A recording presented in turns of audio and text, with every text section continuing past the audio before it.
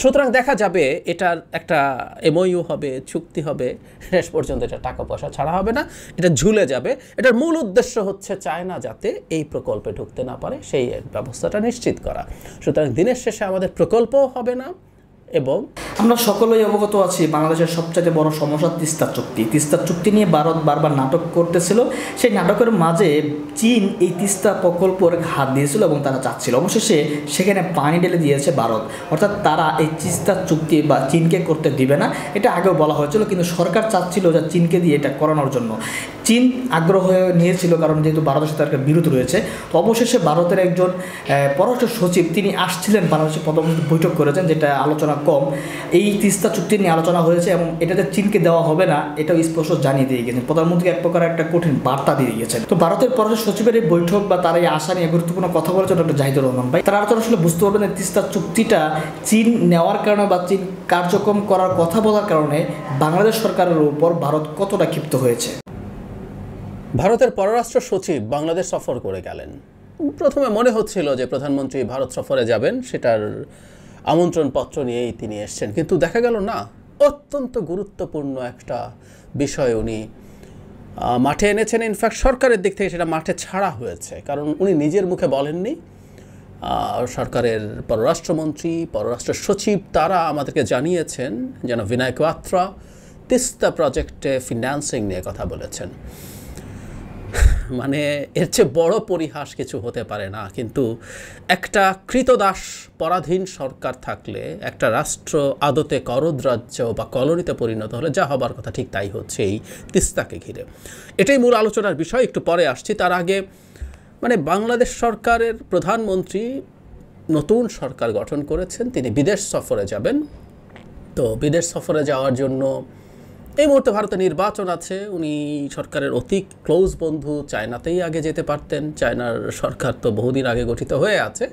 তারপর সব শেষ হলে, সব ঠিকঠাক থাকলে যেই সরকারই ভারতে আসুক, প্রধানমন্ত্রী সিরিয়াসলি চাইবেন জনাব মোদি আবার আসুক, ধরে নিলাম তিনিই আসলেন, তারপর ভারতে যেতে পারতেন। কিন্তু না, এই নির্বাচনী ডামাডোলের মধ্যেও আপনি আপনার কিবলা কোনটা সেটা দেখাতে চাইছেন। সো আগে ভারত যাবেন। এবং পররাষ্ট্রমন্ত্রীকে জিজ্ঞেস করা হয়েছিল যে কোথায় আগে সফরে যাবে, তখন উনি বলেছেন যে ভারত আমাদের কাছে, চীন একদম আক্ষরিক ভাষাটা এরকম, দিল্লি তো কাছে, বেইজিং একটু দূরে, মানে ইঙ্গিত দিয়েই দিয়েছেন। ভাবটা এরকম যে আগে কাছে যাই, কাছেরটা শেষ করি না, আপনাকে বসে থাকতে হচ্ছে। 1 জুন ভারতের নির্বাচনের ফলাফল, নির্বাচন শেষ হবে, ফলাফল হবে 4 জুন।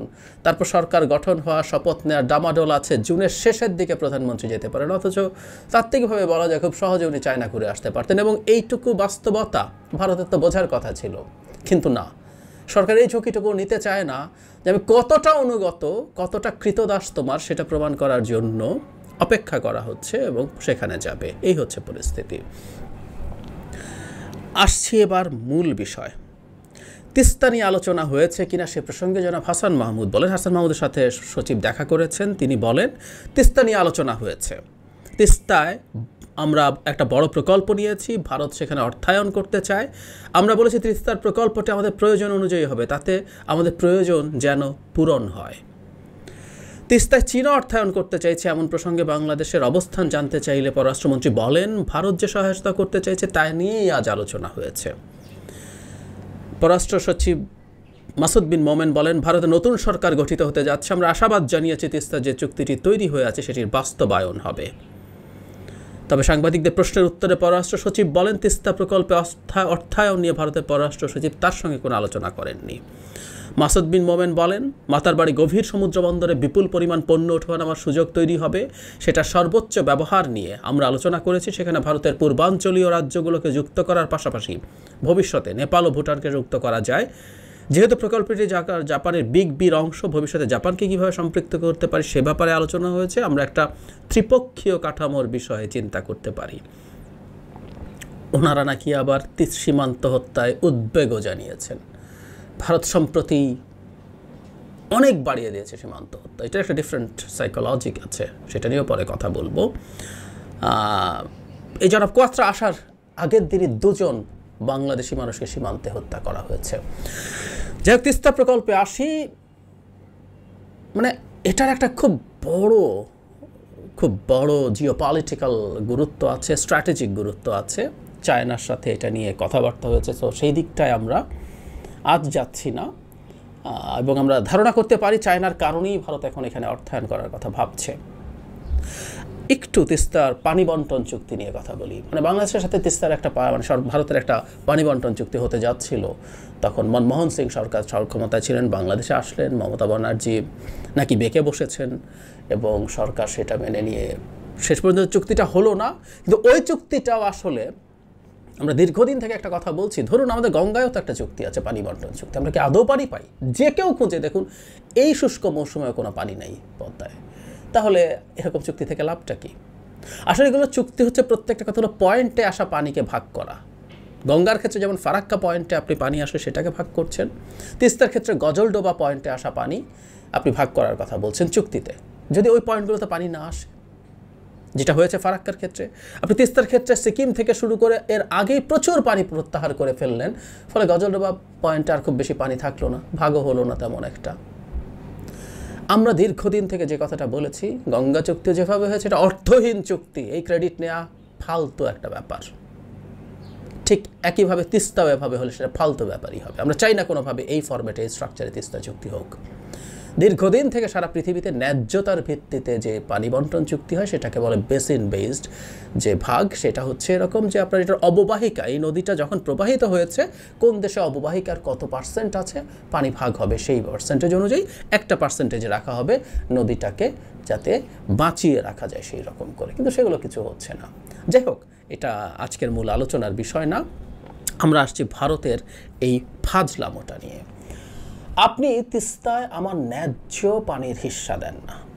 আমাদের 54টা যে আন্তর্জাতিক নদী আছে, প্রত্যেকটা পানি পাওয়া আমাদের অধিকার।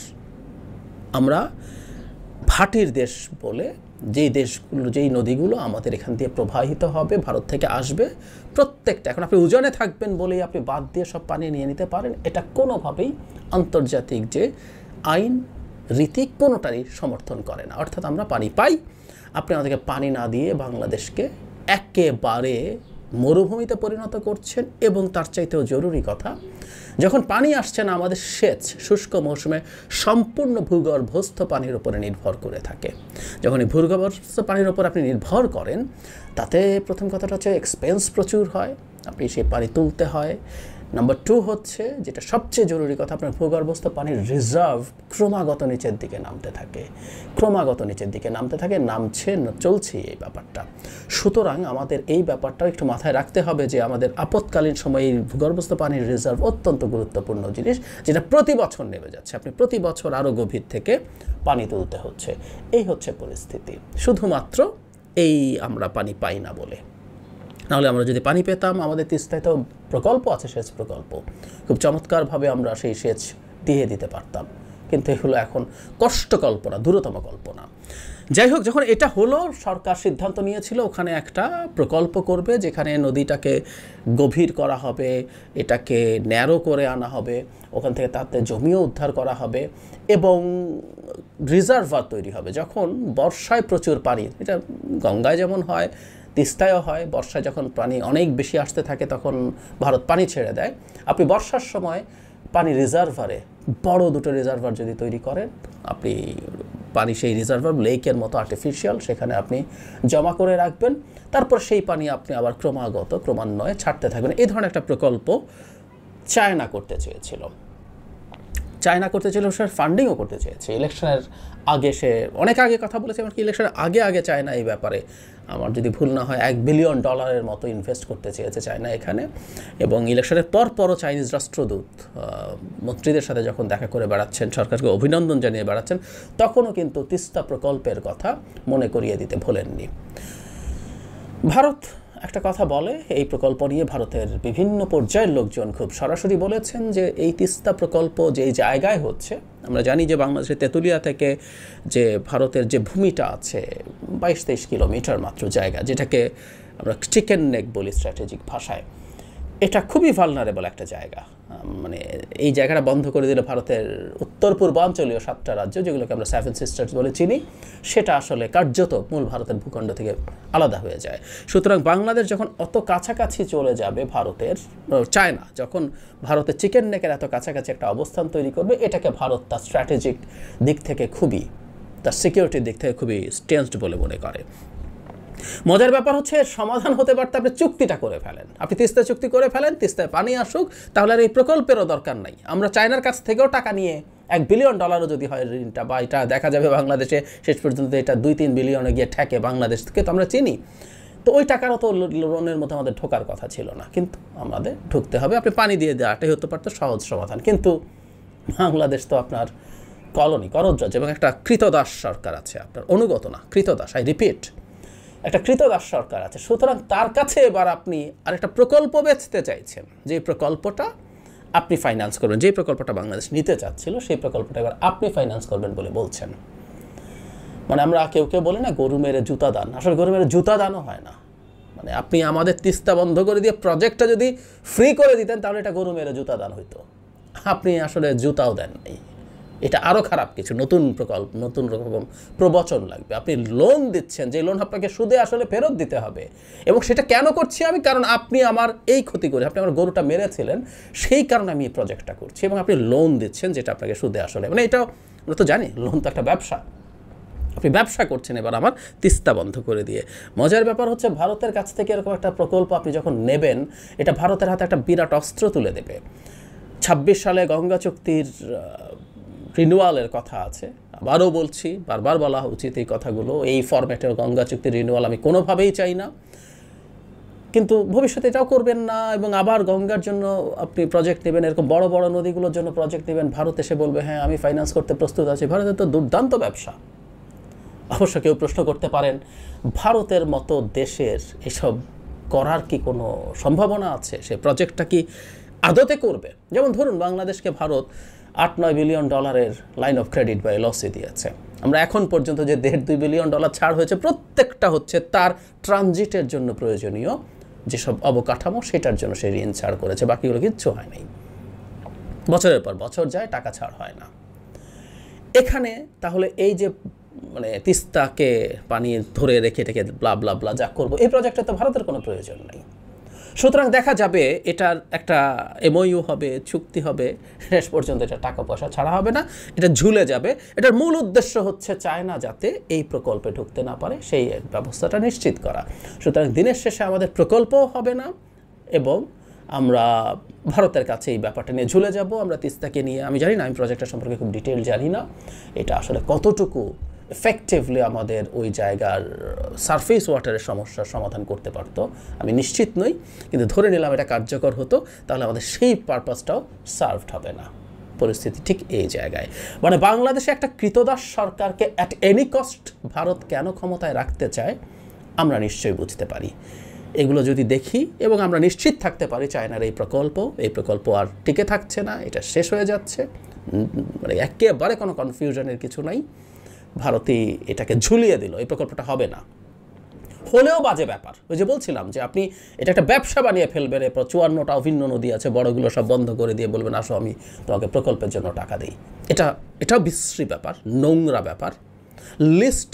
লিস্ট চক্ষু লজ্জা থাকলে ভারতের মতো দেশ যে আমি তোমার পানি, ন্যায্য পানি বন্ধ করে দিবে, তোমাকে প্রকল্পের জন্য টাকা দিয়ে ব্যবসা করতে চাইছি, আবার এটা করতো না।